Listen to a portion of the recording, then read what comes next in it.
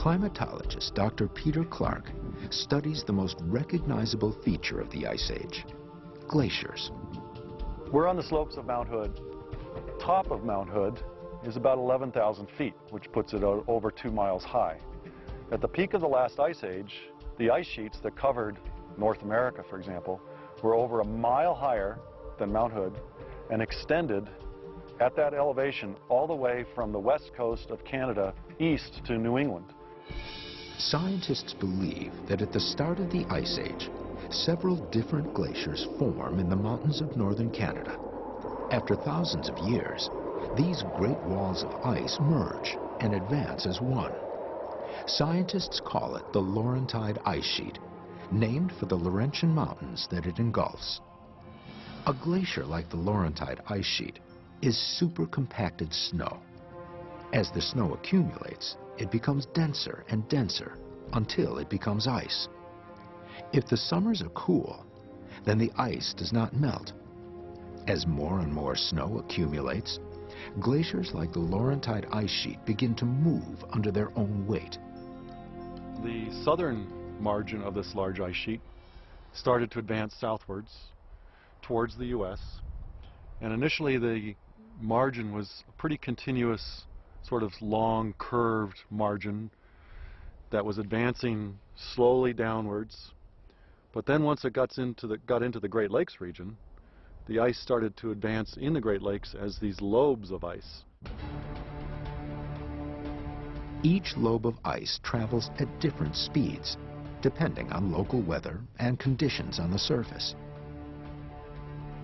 This is how far the Laurentide Ice Sheet advances.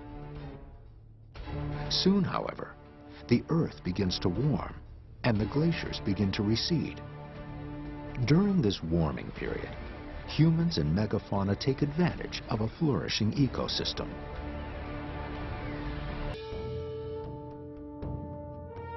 Soon it will be time for the Paleo-Indians to move on. You don't stay in one place too long when you're a hunter-gatherer, because if you do stay in one place too long, you hunt out all the animals, you've gathered up all the plants, it's time to move. The archaeological record supports this high frequency of movement. Paleo-Indian projectile points are also known as Clovis points, named for Clovis, New Mexico, where they were first discovered. These points are found across the continent, from the Channel Islands in California, where the oldest human remains are discovered, to the East Coast, along the shores of the Delmarva Peninsula, the landmass that makes up parts of Delaware, Maryland, and Virginia. In fact, more Clovis points have been discovered on the East Coast than anywhere else in the country. Many are found here, along the shores of the Chesapeake Bay. When most people think of Paleo-Indians and Clovis period, they think of the Southwest, but they do not think of the Chesapeake Bay region. But there are more Clovis sites here in the Chesapeake Bay region than the entire state of New Mexico. There's over 400 Clovis sites here within 100 miles of Washington, D.C. There's only probably a couple dozen in all of the Rocky Mountain West. So where's the center of activity? It's on the East Coast.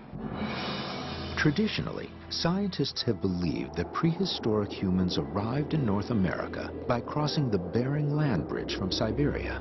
Due to lower sea levels, the land between the two continents, known as beringia, is exposed during the last ice age. Around 10,000 BC, scientists believe the glaciers that had been covering Canada begin to melt and an ice-free corridor opens, allowing humans to pass through Canada into the southern parts of the continent.